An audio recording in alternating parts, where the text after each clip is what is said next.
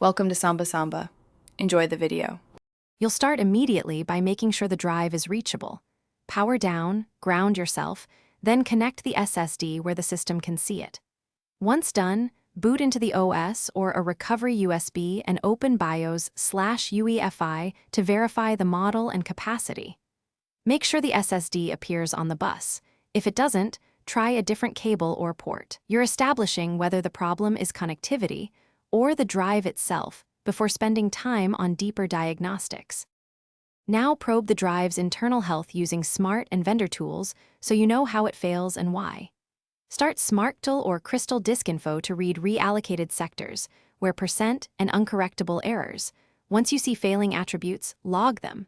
Then run the manufacturer's diagnostics and firmware check, because firmware bugs mimic hardware faults.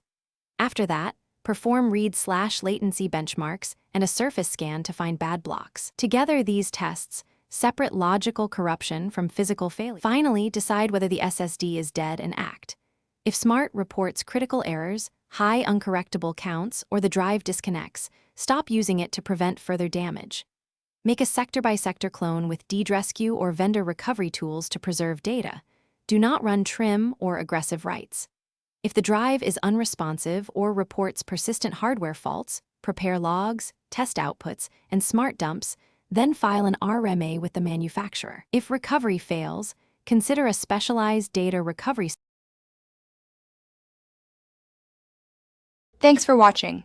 Consider subscribing if we helped you.